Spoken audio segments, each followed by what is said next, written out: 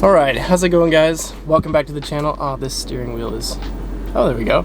That's a little better, I suppose. We are doing something a little bit different today. I was looking at my recent uploads, and I don't think I've uploaded just like a regular casual vlog in well over a year, maybe even over 2 years. We've been building stuff for so long, and I have some content coming for both the Mazda and the Mustang, but I'm waiting on parts to show up right now, and I can't get the cars in the garage because the engine, and it's a whole thing, and I'm gonna explain all that in the next upload. But I got invited by a friend of mine to go and check out some of his cars today. I met him through like a Facebook forum, as you do when you're building cars in the 21st century. So he has a 944 that he's doing the 07K swap as well, so I really want to go look at that because while I've seen the videos, I've never seen one in person. And he also has another car that he said he was gonna let me drive, and we're just gonna have some fun today. It's a casual day. I need to get back in the habit of vlogging because I feel like my videos have sort of shifted away from that, but it's strange because like that's how this channel started. Like when I didn't have any projects to work on, I was just like making videos about other people's cars and just kind of hanging out with my friends, and I sort of missed that vibe. So putting some practice in today with the vlogging, try to bring back some of the original character of this channel.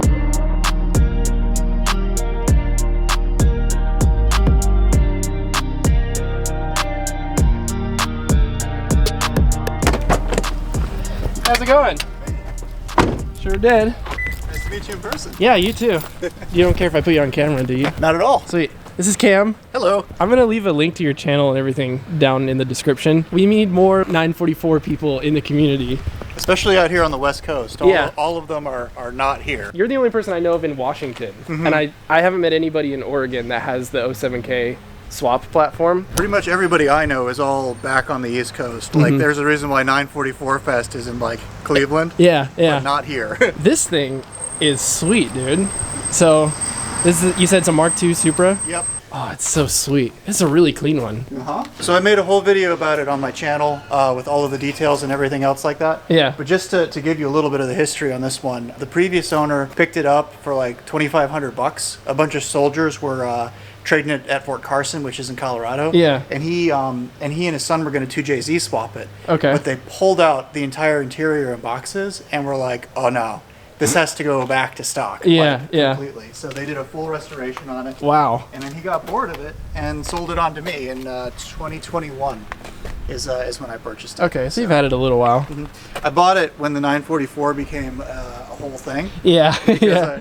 My happy place is driving, and I wanted to have something that I could tool around in. So. And it's like the same era, you know, same time period, so it's kind of cool that you have both of them. Something that's similar but a little different. Right, so right. You'll get to drive it later. So. Yeah, I'm stoked for that. I can't believe you let me drive it.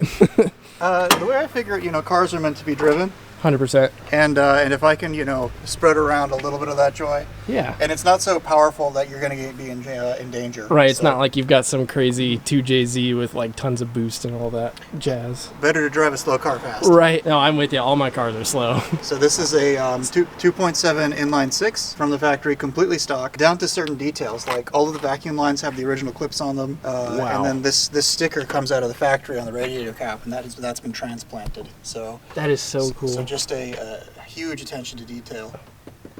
That is so sweet. This thing is super clean. It's about as close to stock as you'll find. Yeah, that's so rad, dude. It's got a sub in it? Oh, yeah. That's awesome. So it's got like tasteful modifications done. Yeah. Just little quality of life features. The stock head unit works, but only out of one speaker. So, but they almost never work, so. Wow. So the full setup, custom boxes and done in carpet that's period correct. So That is so sick, dude. I'm kind of torn. After the 944 is done, is it like, do I really need to have two of these cars that fit the same area, or do I get rid of this or sell the 944? I'll probably never sell the 944. Too much work. So I gotta see this thing. Sure. I'm so excited. I had one friend that had he had a 944 down in Corvallis, but he wasn't ever gonna engine swap his. And I definitely haven't seen another 07K swap. If the 07K swap is something you're interested in, I'm documenting every system, the electronics, the air conditioning, power steering, et cetera, in exhaustive detail. And I just finished shooting the coolant lines and the vacuum lines video, so I have to edit all that together. Yeah, I'm going to be following your build because if you're documenting all of it, then I'll probably just be sending people your way as well. And I'm going to document my own too, but I don't know if I'm going to go to that level of detail. That's freaking awesome. Yeah, the thing is that you're an engineer, And everybody else that has done this on YouTube is like either an engineer, like Spencer, the guy who helped me out with this, is a mechanical engineer. The people who built the kit are all mechanically inclined. Right. Mike over at Boost Brothers? No. Or ECS Tuning? ECS Tuning. Yeah. He's obviously, you know, way overqualified for a build like this. But Right. I'm just some guy who works in computers. So for me, there was a lot of stuff where it was like, I don't know what it is I'm doing. And it's been a painful learning process the whole way. So, well, so I wanted to document things for people like me who don't know what it is they're doing. 100%. Yeah. A lot of these components are provided. That's a Boost Brothers garage. Did you paint these or is that powder coated? It's powder coated. Okay, that's freaking sweet. When I ordered this kit, it took 18 months for stuff to arrive. Mine also took a very long time. So I was getting stuff in piecemeal, and I was just looking at all of the components, and I was like, idle hands are the devil's plaything. What do I do with all of these parts? So I took them to get powder coated. Yeah. You know, probably unnecessarily. Like, that's a good idea. I even took the accessory bracket and got it powder coated because it was so gross looking. Oh wow. So with the exhaust, you bought this piece from Boost Brothers, right? I did end up doing that, yeah. So is that you can use this manifold for a turbo, right? Correct. But you're running NA, so you have like a V-band adapter on the bottom of that? Yep, that's right. This is the SPA 07K manifold. Initially, I spent a lot of time trying to get the stock the stock like Volkswagen one to work. Yeah. Don't do that. It's a complete waste of time. It's a piece of shit. It actually shoots out to the side, so it was kind of hitting the hot firewall, so it would have had to have been a real like 120 degree turn back. Oh, jeez. So in the end, this is so much more robust. Right. And if I ever decide to turbocharge it, I can. Right. And did you fabricate that like V-band downpipe thing going on? Spencer did. Oh, okay. So because I noticed you do have a TIG welder. Which I don't know how to use. So, oh, you don't? So Spencer, since he is one of the guys who's been who like pioneered this particular build, and he and I have been working together since the beginning of this project. He's been a fantastic help and a really close friend now. And I flew him out here, and he said, "Okay, I'll come, but you have to buy me a TIG welder so that way I can fabricate." Yeah. So that's what I did, and now I have to learn how to use it myself. Yeah. Well, I have the same exact one. Oh, so, yeah. The exhaust, he fabricated it. It's pretty straightforward. It's just a 90 down, and then I bought a 3-inch system from Lindsay Racing. Yeah. Back when I thought this was just going to be like a little bit of, you know, YouTuber resto mod. Right. Where you like buy shocks, put an exhaust in, and you call it a project and you're done. And then this happened. I don't remember in Boost Brothers Garage if they do they maintain the 50-50 weight distribution with the swap? I know that they tried to get as close as possible, but if I remember correctly, you might have to relocate the battery to the trunk or something like that to kind of even it out. I'm not 100% sure, but I do know that take a look at where the engine is sitting in conjunction in relation to the cross member. Yeah, it's actually it's almost mid-engine. Yeah, it's nearly mid-engine. That's pretty sweet. Whereas the other one, this space was all used by the stock engine. Yeah. There was a lot of stuff here. It came out to here, and then the intake was sitting here. So. Yeah. But speaking of relocating the battery to the back, we've already done that. Yeah, you did do that. Is your AC going to be belt driven by the engine, or are you going to do electric? It's an electric compressor. That's right. We hadn't talked about this in a while, and I couldn't remember.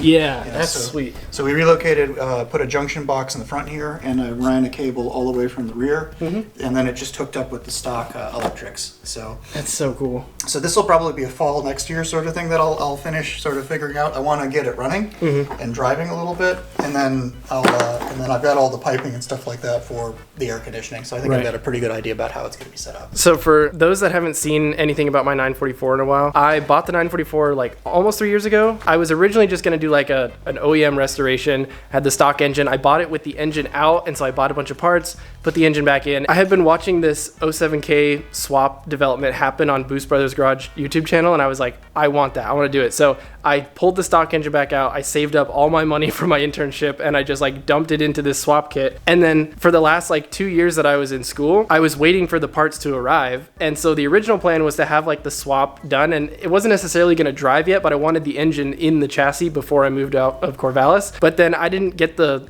last components for the swap until December, right before graduation, and I was just focusing on senior project, and everything just got pushed back. So right now I'm trying to get the Protege finished so that way I can get the 944 back in the garage and get it installed. I've got the intake manifold, the motor mounts, the bell housing, everything needed to get my 07K in the car. It just hasn't happened yet. So I'm it's super sweet that I can come up here and look at this because, like I said, this is the first one I've seen in person. So you're welcome here anytime. That's awesome. Thank you so much. And I wanted to come up here sooner, but Corvallis to Washougal, that's really far. Like 2 hours. Yeah, that would have been like 2.5 hour drive because it's like hour and a half from where my parents lived to Corvallis, and then it's like another 50 minutes from there to here. So getting through Portland is just a nightmare these days. Yeah. So the interior is all out of it right now, but I have everything labeled. And then I've had the dash completely recovered. It was cracking in a bunch of places, so it should look brand new once everything's put together. Oh, nice. Are you doing like a upholstery on it, or? I had to redo the driver's seat. It was cracked and torn. Okay. And other than that, the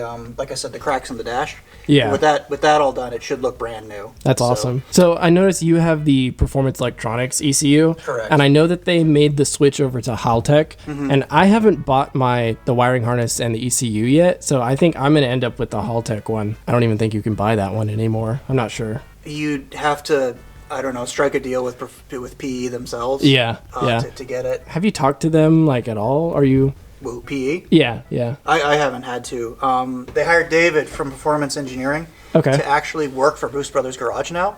Oh, okay. So he's the guy who helped design this harness from PE. Right. So I was talking with him when I was troubleshooting the no start issue. Massive props to Boost Brothers. They hired him as a technical support, and he was on the phone with me helping to figure out the no start at like 8 o'clock that night his time. He printed off like a wiring diagram to get more familiar with it, and he's promised to help out quite a bit. So, that's pretty sweet. He's a super knowledgeable guy.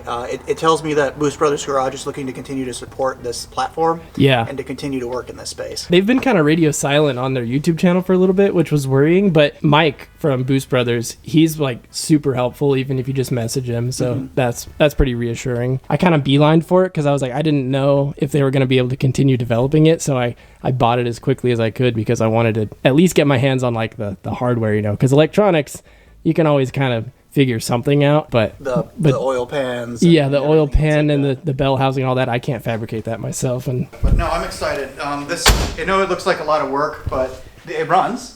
Yeah. I was gonna ask, like, it still starts, right? Yeah, it starts and it runs. But I made some mistakes in the install because, again, computer guy, not a mechanic guy. Happens. I sealed the oil pan wrong, so it leaks a lot. Oh no. I'm gonna have to redo that. And then a couple of other things. There's some coolant leaks. I need to redo the power steering setup. I'm replacing the cooler that I have in there with a Mishimoto one. I bought a Durali set, a couple of them. I have like 3 coolers, and they just ate through AN fittings. So don't waste your time with the cheap shit. Yeah, just this is twice the price, and it's gonna work. Yeah, so. I went with the Mishimoto front mount intercooler for the Protege, and I was looking at other ones, and like you can get some for cheaper, but ultimately I was like, the quality of the Mishimoto coolers is just worth paying that bit extra. So you can see that's where the Durali one is currently posted up on the front, but it's just completely torn these AN fittings to shred. You tighten them down, and then they pop back off. Oh, so the metal's just like too soft or something. Yeah, exactly. So they're garbage. And then I have the other Mishimoto oil cooler over here in the front. Sweet. So I welded that bracket in. That is where the oil cooler goes. Nice, so nice. I'm probably going to revise this oil setup because trying to get to that oil filter is a pain in the ass. You're going to have to take the intake off every single time. Right. Yeah. If I was you, I would like try to relocate it somewhere down here, maybe like on the underside of the frame rail or something like that. That's my game plan eventually. Yeah. Is to get there's somebody that makes a setup that specifically does that. It just would be in line then all the way through. So. Yeah, that's the fun of it though. You set it up one way, you see what all the issues are, then you reverse engineer things, and you learn along the way, and you spend all your money. And every engineer in my life, man, is like, I was like, the problem is the fun part. Yeah. No. Driving is the fun part. Yeah, I can't talk. All my cars have been taken apart for months. I will say I do want to drive them again. I do miss that, but also before I came up here, I was like, it's been a long time since I've made just like a casual hangout, talk about cars, drive cars, that sort of video. I haven't made a video like that in over 2 years because I've just been lost in the weeds of building all my cars and working on things, and I really love it, but I realize like the character of the channel and how I originally started is kind of not there anymore. So I'm really glad to just like come check this out and look at somebody else's work and drive a different car, that sort of thing. Take a break. It's hard. Yeah. With my own stuff, I hate making videos that involve wrenching. Yeah, it's boring. It's hard to know what's going to be good content, and it takes a long time to edit. Yeah. So You know, it makes good reference, and I think that's probably more I think as far as the monetization thing goes, that's probably going to be more beneficial in the long run. Right. If I ever get to the point where I can monetize my videos. But you will. 420-ish subs right now. Yeah, let's get him to 1,000. I had the front rotors the front calipers rebuilt. And then I've replaced all of the rotors and pads all the way around, and then I added stainless steel brake lines. So, oh, that's sweet. So I'm hoping this thing is going to be amazing. Like I said, this build was designed to be something that I could daily as much as possible, and then just be something that improved on the things that made this platform great. So yeah, absolutely. Added a rear sway bar, and then bought the aftermarket Lindsay Racing front sway bar. So that's awesome.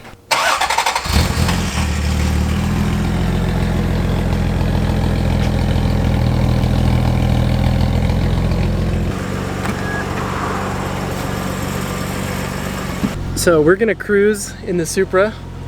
I think my head is. Oh no, we're officially inside the vehicle. Ready? Yep. Sweet.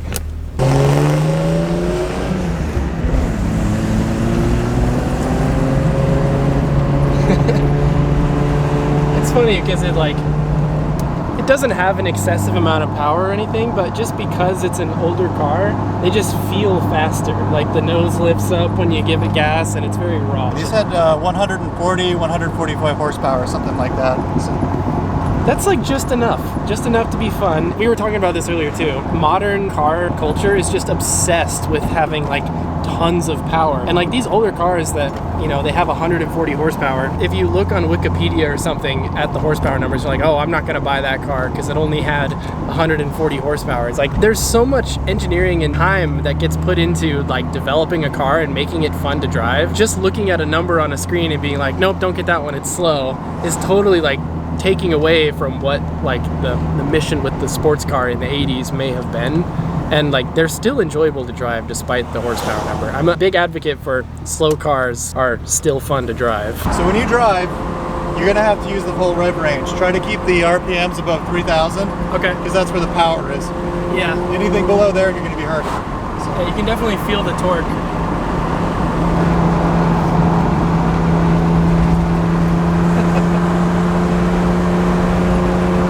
And I love the sound of an inline six. So yeah, this thing sounds great.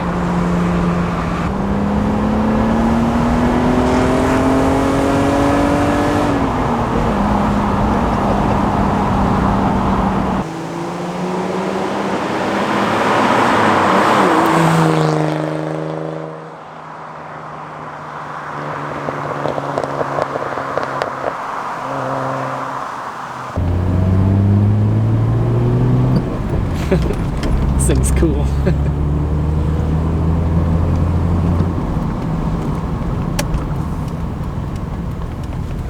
Oh, I see what you mean about first gear. Mm-hmm. Come on. All right. And like I said, try to keep it above 3,000 RPM, and that'll be your power band. There you go. You see how it like fought you a little bit? Yeah, yeah. She's a lady. You gotta ask permission per second. Oh, it sounds so good.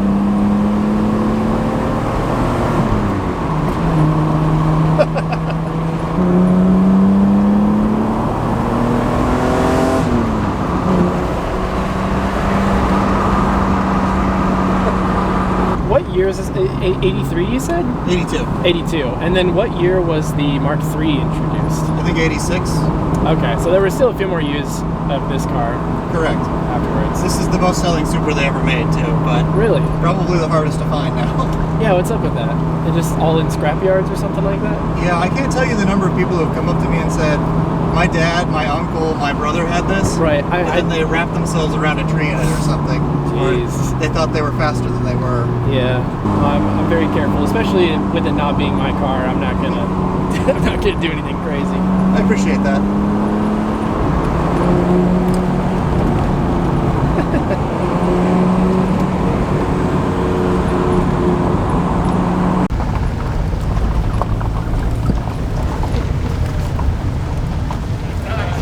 Thanks, man.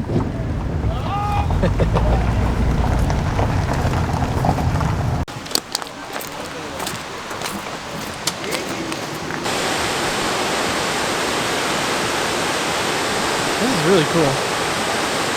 super pretty out here.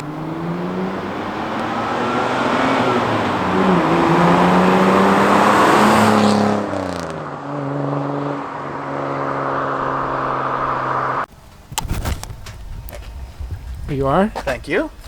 So what'd you think? This thing is so fun, dude. I can see why my dad is always like, anytime he's brought it up, he's like, oh, Grandpa used to have that Supra. I can't believe he let me drive it. But it's definitely a sign of the time, you know? Of the era it Yeah. came from? Yeah. I wonder if my 944 is going to drive like this. I imagine probably better. I hope so. Yeah, that's been one of the motivating things that keeps me like working on the 944 is like as good as this is 5 years older. It's made by Toyota. Yeah. It doesn't have the same weight distribution as the Porsche. Absolutely. So as good as this is, that has to be better.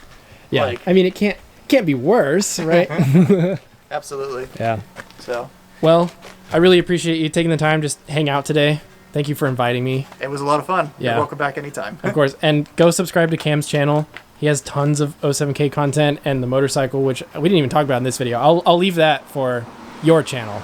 I don't want to just give away everything. That's it. That video's coming out soon. So. Sweet. Yeah, thank you. Alright, quick one before I wrap up today's video. I wanted to let you guys know that I now have a Discord server. I've actually had it for a little while, but I kind of took a bit to get things set up and finally feel like I was ready to announce it to the YouTube channel. So if you guys are gamers and you want to hop into the Discord community, there is a link on the channel. And with that, I also have a Minecraft server for you guys to join. So I have this old gaming PC. In the background, I've had a friend kind of help me set things up. So now we have a dedicated server computer that is hosting the Minecraft server at all times. So the information for that is in the Discord server. So hop over on Discord and you can find the IP address and everything to join the Minecraft server over there. With that being said, I hope you guys enjoyed today's video. Big thank you to Cam for showing off his projects and whatnot. I had a lot of fun making today's video. So the next video is about the Mustang, and then the following video, we're back to the Protege again. We're so close to getting the engine done. I've literally just been going back and forth with the dealership trying to like find parts for this thing. So hope you guys have been enjoying that, and I'll see you guys very soon. Peace.